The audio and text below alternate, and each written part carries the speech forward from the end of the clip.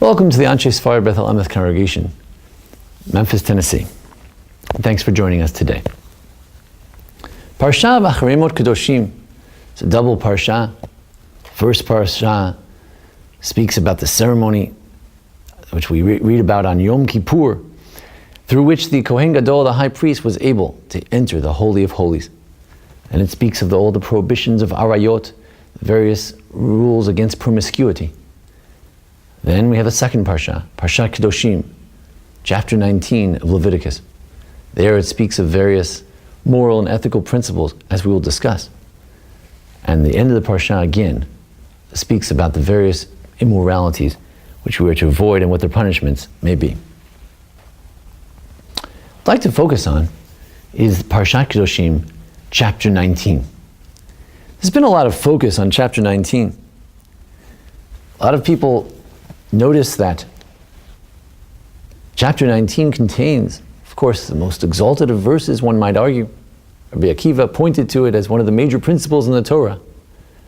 Ve'ahavta l'reacha kamocha, love your neighbor as yourself.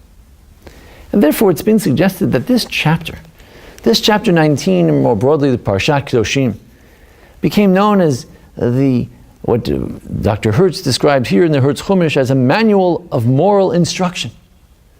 This chapter 19, the most exalted of Jewish literature. Listen to what he writes. This remarkable chapter occupies a central position in Leviticus. It is, after all, in the middle.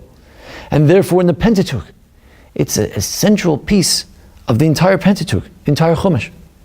The rabbis rightly regarded it as a kernel of the law and declared that the essentials of the Torah, Rov Gufei Torah, most of the principles of the Torah, are summarized therein.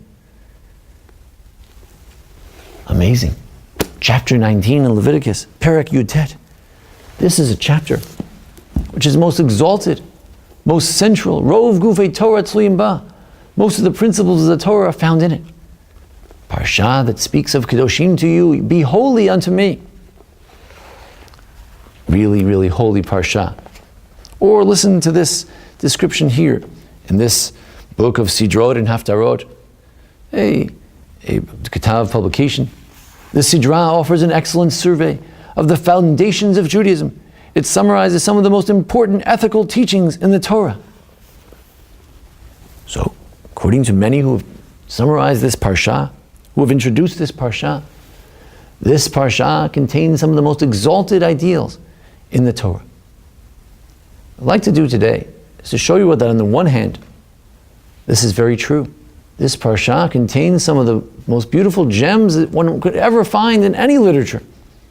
At the same time, I'd like to show you that there's something missing in this description of this parsha simply as a beautiful parsha.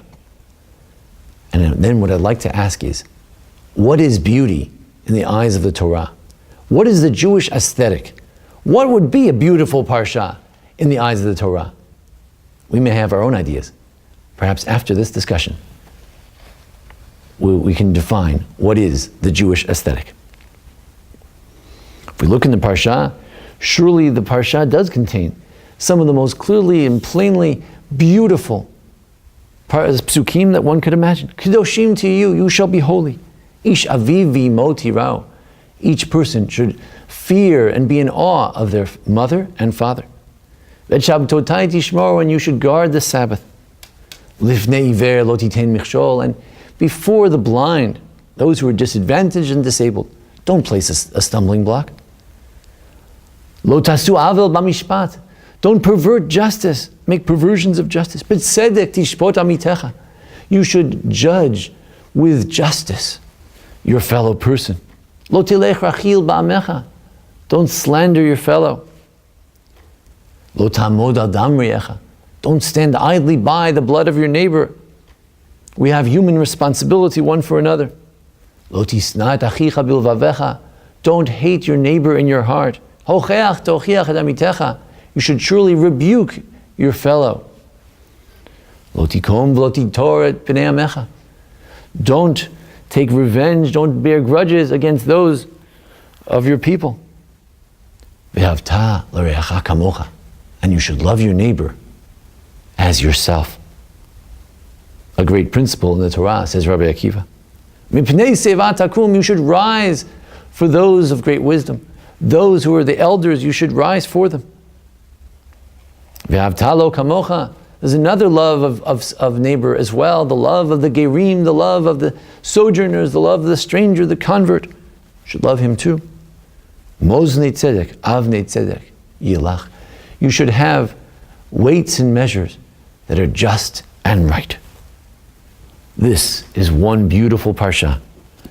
As my father often says to me, isn't this parsha beautiful? Isn't this amazing? At the same time though, in order to describe this parsha, this parak, this chapter as beautiful, we'd have to account for the following, perhaps digressions from what one might usually describe as beautiful. What about this? Al tifnu al ha'alilim. Don't turn to other gods. Don't lie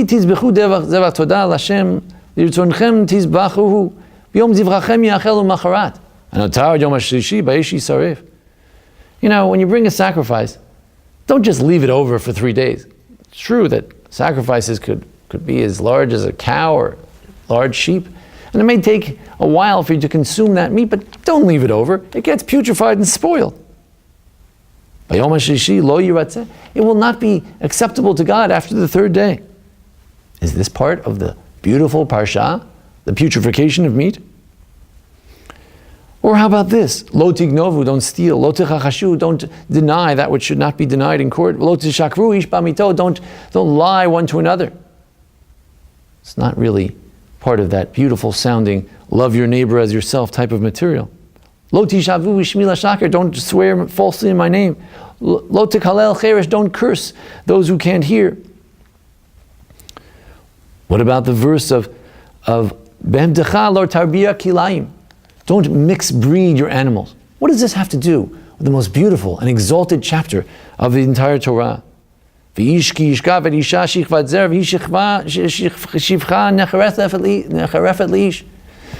a woman who lies with someone and she's half free, she's half not free, half slave, half not slave. What are we going to do in that case? Why is this part of the most exalted chapter, the central kernel of all of the Torah literature? What's going on? The 4th year you can barely eat the fruit unless you take it to Jerusalem. 3 years you can't eat the fruit. What does this have to do with exalted and beautiful Judaism? Lo tochlu al adam. Don't eat over the blood. Make sure the blood is out of the animal. Lo tinachashu, lo to'onenu. Don't do various forms of witchcraft which predict the future. Lo takifu pat rashachem. Don't cut the payos with a razor.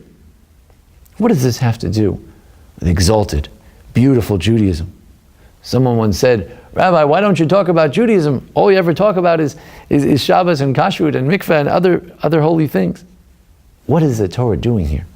Speaking about not having tattoos, about not sending our daughters off for licentiousness.